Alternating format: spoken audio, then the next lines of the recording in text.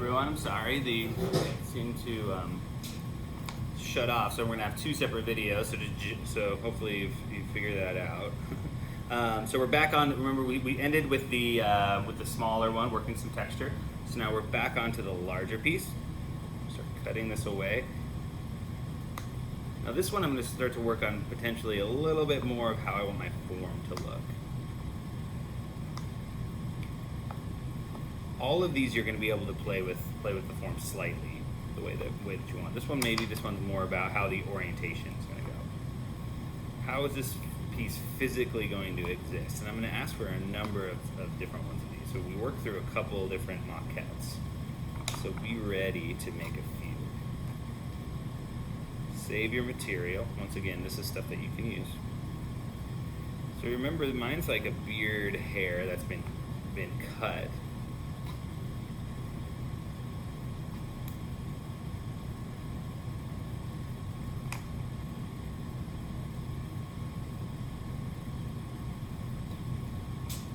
Maybe, so now I've got, I've kind of trimmed this one down to this round cylinder, straight out of the block, right? We've removed this material. We're carving into the object. We're starting to define form, chase out form. Remember I said that, kind of chasing out form. This one I know I want it to be cut, so maybe I'm gonna work on something like that. So maybe I'll come back. I'm just gonna sketch out, I want this thing to be trimmed. Maybe we'll do like a little line like that. And I want to get this nice cut. So I'm actually going to come in and just kind of slice away, kind of shear off the top. I like this look of it kind of it looking like it's been kind of cut away with a really sharp blade. There we go. Now I've got this kind of sheared away kind of look, right? Now this would be something I could come back and actually work with a little bit of water if I wanted to soften it up. So putting a little bit of water back over the material, just like this, is a nice way to kind of get a nice clean surface. So coming back in, then maybe taking my metal rib and just kind of cleaning it up using the flat edge. Just want to clean this up. I want to make sure there's no, for me at least, I want to make sure there's no bumps and things like that where it's been cut. I'm really going to play with the difference of texture from here to here, so it looks like it's been sheared away. That's what's going to sell it. So I'm compressing this. I'm holding my rib at about like a 45 degree angle. I'm just kind of, maybe you've ever tiled before. It's just like laying glue for tile. Just kind of scraping it along the surface. Going to move the clay, so I'm just kind of coming around and cleaning it up. Actually compressing the clay. The clay really enjoys being in compression. It's the strongest when the platelets are packed on each other, other than when it's intense, kind of tensile strength. It doesn't have very much tensile strength. It likes to be in compression. So now maybe something like this, starting out like with something like this, and then kind of working through compositions. Maybe I want to start kind of playing with some more material. Just kind of how it's arranged, like maybe I want to start doing this, maybe I want to work a couple of multiple ones, start to put pieces next to each other.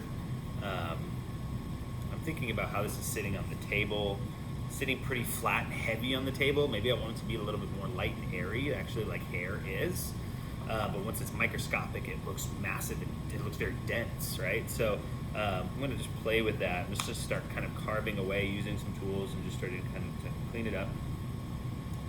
I'm going to start kind of playing with texture a little bit as well.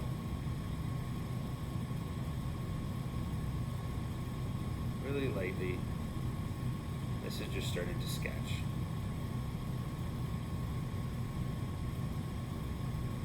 I haven't decided yet if we are actually going to glaze these, but I think it could be an interesting component. So I'll get back to you on that. Is part of the process. It should be something we consider. So now, it's still pretty soft, but you can see how I have this difference in surface, right, from here to here, potentially. And that's pretty strong. That's pretty dynamic. I really my eye kind of focuses on some of this texture here, and then it kind of rests and pauses in this really wonderful kind of slice, this moment here. And I think about that removal of material due to the kind of the shifting in surface, shifting in texture. So these are a few ways in which we can start to think about working with the material. Getting a little bit of water on there is going to soften an edge. It's going to compress an edge. It's going to clean a surface. Whenever you put a little bit of water down, it's always nice to kind of come back with the rib and gently kind of clean. All of these tools are going to be really, really important to learn how to use. They're all going to yield their own sense of their own bit of texture, their own mark. They'll all leave their own mark. The wood's going to be is going to leave a very different texture than the metal. The metal seems to have like a bit more sharper or industrial like look compared to like your fingers, for example, which tend to always leave kind of a fatter touch. But in wood too, wood's going to spread the clay in a completely different way than metal will. Okay, so I want you to start kind of carving into your objects, being cautious, being prepared, but and thinking ahead, but also kind of living in that moment and just kind of enjoying the tactile qualities of the material. This is going to be the only material we will work with that will have this responsiveness like clay has. The other ones you're going to kind of have to, they're going to be colder in a sense. You know, this clay warms up to you pretty easily, but it's a material that needs to be respected.